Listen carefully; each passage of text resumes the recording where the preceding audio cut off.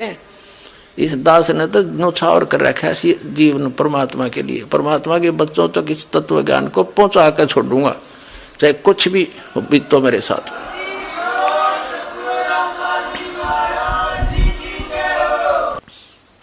और ये महर्षि दयानंद के अनुयायी विशेषकर जो इस आर्य समाज के अंदर कुछ पद प्राप्त हैं, जो प्रवक्ता हैं, आचार्य हैं, वो अब भी इस सत्य को आंखों देखकर भी ना स्वीकार करना चाहते हैं और न ही समाज को करने देना चाहते हैं, जिसके परिणाम स्वरूप इन्होंने क्रोथा कांड करवाया।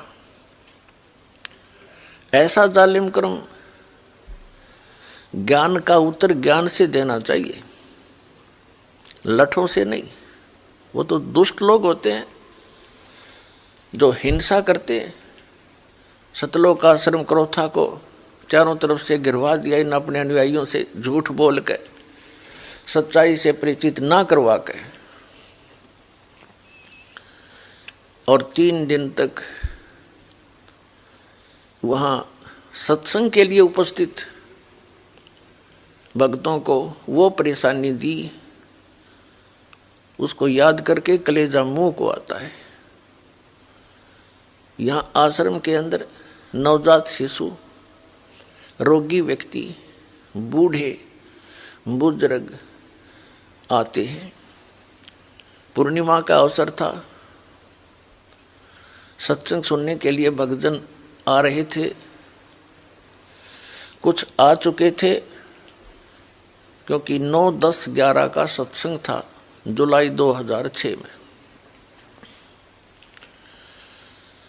तो उन दुष्ट लोगों ने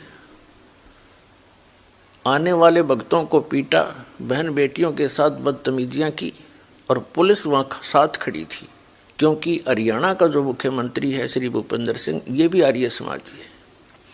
इन सब को इन्होंने भ्रमित किया, आचार्यों ने, जनता को भी, मुख्यमंत्री को भी,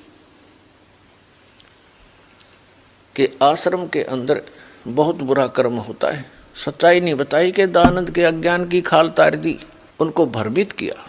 और जिस कारण से पुलिस के समक्ष मुख्यमंत्री की सलाह से 3 दिन तक वो परेशानी पैदा की, हाहाकार आश्रम में मची रही। रोगियों को दवाई नहीं, बच्चों को दूध नहीं, क्योंकि बाहर से कोई भी सामग्री अंदर नहीं आने दी। और 3 दिन भूखे प्यासे भय के वातावरण में जीवन व्यतीत किया। और 12 जुलाई 2006 को, सन 2006 को आक्रमण करवा दिया, चारों तरफ से घेर लिया आश्रम को। आश्रम में उपस्थित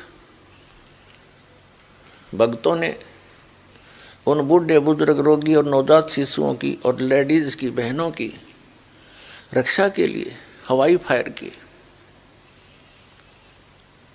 और तीसरे दिन हमारे ऊपर एक झूठा केस बनाकर 302 का हमें जेल में डाल दिया, आश्रम छीन लिया, लुटवा दिया। पुलिस की प्रेजेंस में चोरियां करवा दी, एसी तक उठवा दिए। तो पुण्यात्माओं, इस सब जुल्म का कारण वो आचार्य हैं, वो प्रवक्ता हैं, जिनको स्वयं ज्ञान नहीं था कि महर्षि दयानंद सचमुच इतना बुद्धिहीन था। न उसको वेद ज्ञान था, न उसको खगोल भगोल का ज्ञान था, और न ही वो समाज सुधारक था। ये उनकी पुस्तकों में लिखा था, दास ने पढ़ा और आपके रूबरू कर दिया। तो इन आचार्यों को, इन प्रवक्ताओं को समस्या पैदा होगी कि तुम्हारे ही अनुयायी तुम्हें धिक्कारेंगे कि अब तक तुम के पढ़ा करते, इसमें क्या बताया तुमने, हमारे को लोक वेद सुनाते रहे। इस डर से इन्होंने जनता का ध्यान बांटने के लिए क्रोथा कांड करवा दिया। इन्होंने जब देखा कि रामपाल फंसा नहीं, आदमी कोई मरा नहीं, और ये तो बात बिगड़ गई। आश्रम का नाश करने के लिए, प्रचार बंद करवाने के लिए इन्होंने स्वयं ही एक व्यक्ति को मार डाला, क्योंकि शराब प्या के बदमाश ला रखे थे, स्वयं भी इनके अनुयायी आए हुए थे।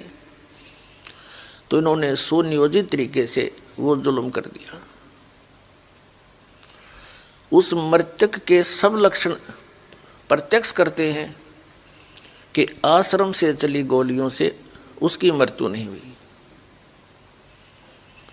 ये लैब जो लेबोरेटरी होती है जहाँ से सरकार ने खुद जांच कराई है, उस लेबोरेटरी की रिपोर्ट में FSL रिपोर्ट वो बताते हैं, उसको बोलते हैं, उसमें स्पष्ट किया गया है। हम आश्रम के अंदर बैठे थे, आश्रम से बाहर नहीं गए, हमारे ऊपर आक्रमण किया गया। SDM रोहतक अपने आदेश में लिखता है कि मैं भी वहाँ उपस्थित था और उपस्थित पुलिस ने वहाँ पर जो प्रोटेक्शन में थी बहुत बचाव करने की चेष्टा की, लेकिन भीड़ उग्र थी, वो काबू नहीं आई। तब पुलिस ने मुझे राय दी कि इसको कब्जे में ले लिया जाए, आश्रम को खतरा है, और मैं भी सहमत था इस बात से, क्योंकि मैं वहीं पर था, SP DC भी वहीं पर थे। आश्रम कब्जे में ले लिया गया। फिर झूठा केस बनाया गया कि पंचायत आई थी रास्ता खुलवाने के लिए, रास्ता जाम वो खुद कर रहे थे। तो ऐसा जुल्म इन लोगों ने किया हमारे साथ। वो तो परमात्मा ही इनको सजा दे या इनाम दे, भगवान पर छोड़ते हैं, लेकिन हम अपने परमात्मा पर गर्व करते हैं कि उन्होंने ऐसे जुल्म किए, फिर भी हम सुरक्षित, और आज ये ज्ञान शिखर में पहुंच गया। इन सब फिटे मुंह हो जाएंगे।